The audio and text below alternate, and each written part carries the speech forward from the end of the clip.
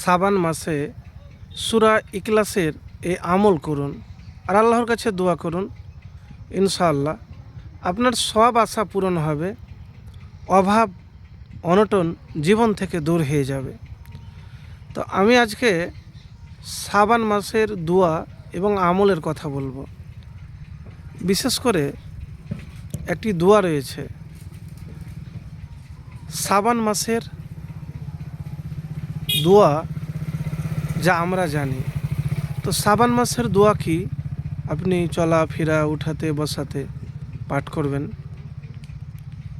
নবীজি সাল্লাল্লাহু আলাইহি সাল্লাম যে দোয়া বেশি পড়তেন, তো সেই দোয়া হলো আল্লাহুম্মা বারিক লানা ফি রাজাব ও শাবানা ও বাল্লিগনা ও রামাদান। হে আল্লাহ, রজব মাস ও শাবান মাস আমাদের জন্য বরকতময় করুন, রমজান আমাদের নসিব করুন। মুসনাদ আহমদ, হাদিস নাম্বার 259 নম্বর হাদিস। তো আমি এবারে বলবো যে এই দোয়াটি উঠতে বসতে আর দুরূদ শরীফ পাঠ করবেন। সূরা ইখলাস, এই সূরা ইখলাসের আমলটিও আপনি করবেন। একবার করে দেখেন, আল্লাহর কাছে দোয়া করেন। যদি দোয়া কবুল হয়ে যায় তাহলে আপনার দারিদ্রতা যে আছে দূর হয়ে যাবেন। আপনি হতে পারে রমজানের আগেই ধনী হয়ে যাবেন। তো ধনী হতে চাইলে তো হয় না, তার জন্য আপনাকে কিছু করতে হবে, মেহনত পরিশ্রম করতে হবে এবং আপনাকে লক্ষ্য করতে হবে যে দক্ষতা, স্কিল এসবগুলো লাগে। তো এইগুলো করবেন।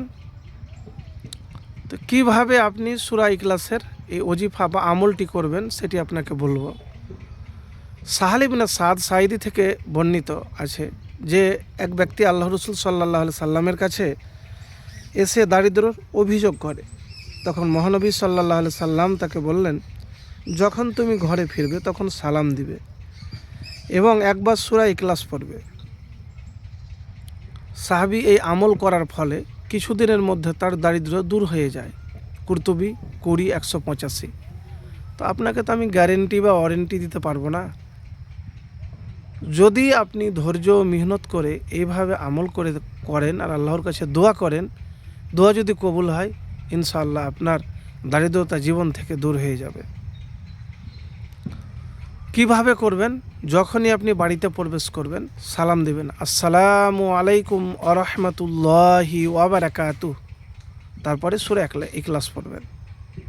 একবার করেই তো দেখুন, ইনশাআল্লাহ ফলাফল পাবেন। তো রমজান মাসের পরে বা শাবান মাসে নিয়মিত এই আমলটি ছাড়বেন না। যদি দেখা গেল যে আপনি ফলাফল পান না, তো হতাশ বা ধৈর্য হারা হবেন না, চালিয়ে যান। যেদিনই কবুল হবে আপনার দোয়া, সেদিনই ফলাফল পাবেন।